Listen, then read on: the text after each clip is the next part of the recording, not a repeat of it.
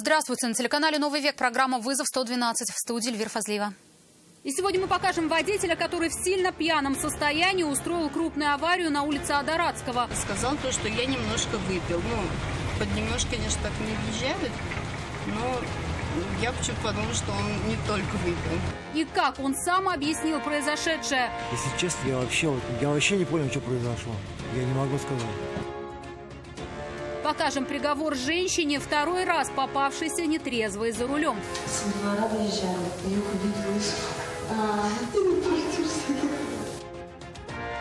И арест автомобиля за 118 неоплаченных штрафов. Что они там написаны все, да?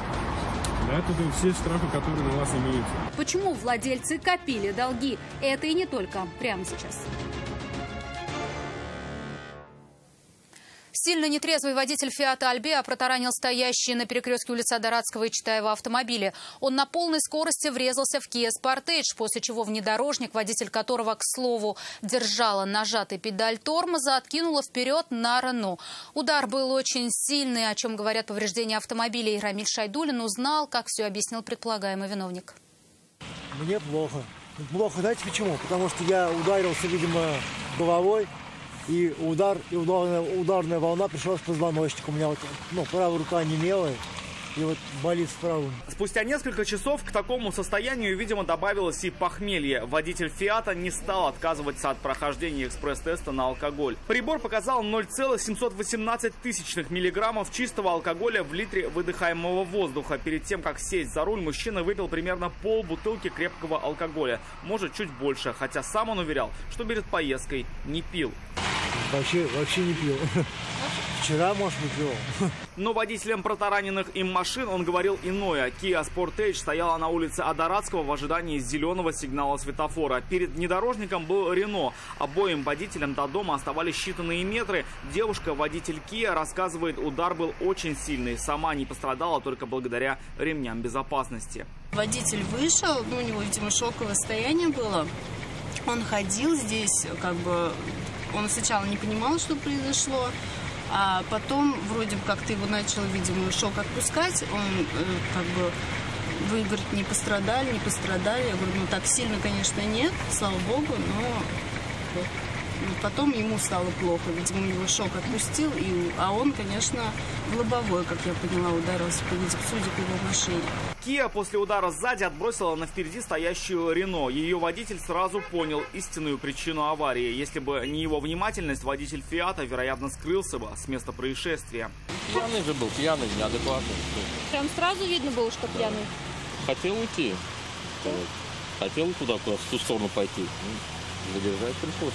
Приезда автоинспекторов нетрезвый мужчина дожидался, смотря сны, на заднем сидении своего автомобиля. Сотрудникам ГИБДД сразу признался нетрезв. Он сам тоже, когда приехал в ГИБДД, он сказал то, что я немножко выпил. Под немножко, конечно, так не въезжают, но я почему-то подумала, что он не только выпил. Сам виновник не понимал, как и почему произошла авария. Если честно, я вообще не понял, что произошло. Я не могу сказать. Он был не пристегнут и, пробив головой лобовое стекло, ударился еще и об руль. Врачам сказал, что ходить не может, но все же сам дошел до скорой помощи. Мне проще умереть, После осмотра медики приняли решение о госпитализации пострадавшего. Его автомобиль отправился на штрафстоянку. Восстанавливать его теперь будет, вероятно, весьма затратно. Kia застрахована полностью, ее владельцы за ремонт не переживают. А владельцу Рено, если в выплатах страховая компания откажет, придется, вероятно, судиться с водителем «Фиата», которого по закону теперь лишат водительских прав и назначат штраф в 30 тысяч рублей. Рамиль Шайдулин, Наиль Абдулин, «Вызов 112». А рядом с пересечением улицы Адаратского и проспекта Имашева сзади в Мазду врезался «Опель». Удар был довольно сильный. Немецкая иномарка, по крайней мере внешне, получила куда большие повреждения, чем японская. Ее водитель рассказал исключительно из-за того, что автомобиль уже попадал в аварии. Это же произошло, потому что отвлекся от дороги на телефон. Решила перепарковать автомобиль и попала под уголовную статью. На скамье подсудимых Нижнекамска оказалась не случайно. За руль она села, предварительно приняв на грудь. Причем она уже привлекалась за вождение в нетрезвом виде ранее. Рамиль Галиуллин расскажет, какой приговор вынес суд. Со двора выезжали, я их увидела. Испугалась сотрудников ГИБДД 35-летняя женщина не случайно. В ту ноябрьскую ночь она была не совсем трезва. В машине у дома распила с подругой ром, а после решила перепарковать автомобиль. До этого она уже попадалась пьяной за рулем и прекрасно представляет последствия за рецидив. Тогда отвечала по административному кодексу, сейчас уже по уголовному. 2,5 года назад с огорода возвращались, да, в Кембридж? Да, там дождь сильный ливень начался, решили домой. А что там на огороде немножко? Потому что просто штраф был.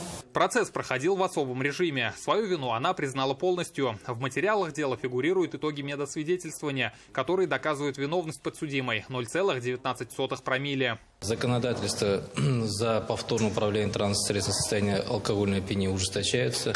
Последние изменения были в июле 2021 года. До этого, если законом было предусмотрено до 2 лет лишения свободы и лишения водительского права управлять транспортным средством сроком на 3 года, сейчас уже до 3 лет лишения свободы и лишения права управлять транспортным средством сроком до 6 лет. В зале судебного заседания 35-летняя женщина раскаялась в содеянном. Обещала впредь не наступать на те же грабли и не садиться пьяной за руль. Суд принял это во внимание и вынес приговор. Обвинитель требовал самое минимальное наказание – 160 часов обязательных работ. В итоге, учтя все обстоятельства, суд назначил женщине 100 часов обязательных работ и лишение прав на 2 года. Рамиль Галиуллин, Вера Муратова. Вызов 112. 118 штрафов больше, чем на 50 тысяч рублей накопил водитель кроссовера «Хонда». Долги росли с каждым днем, ни один из них не был оплачен. И накануне вечером к владельцам автомобиля пришли судебные приставы, показали сумму задолженности и спросили, почему они копят долги. В ответ услышали, потому что понятия о них не имели, так как просто не знают языка. Судебные приставы долго объясняли владельцам внедорожника, почему те вдруг стали должниками, сколько должны и за что. Вот они список штрафов. Вот штрафа. Я понимаю, не штраф, это за что они там написаны все, да? Да, это все штрафы, которые на вас имеются. Разобраться, что же от них хотят, 46-летний владелец автомобиля отправил свою супругу, но и она понимала не все. Так, в моем языке распишитесь. Потом я начинаю смотреть, потом я по-русски не понимаю. Вызываете человека, который будет с вас разговаривать? Они граждане России, но признались, что русский язык почти не знают. Разговаривают в основном на своем родном.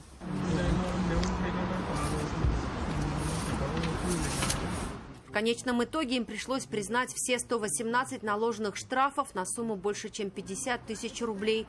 Оплатить их сразу они не смогли, и судебные приставы арестовали автомобиль, на котором правила и нарушали. Госавтоинспекция рекомендует своевременно оплачивать наложенные административные штрафы. Еще раз напоминает, лучший способ не иметь проблем по линии законодательства в области безопасности дорожного движения – это неукоснительное соблюдение правил дорожного движения Российской Федерации.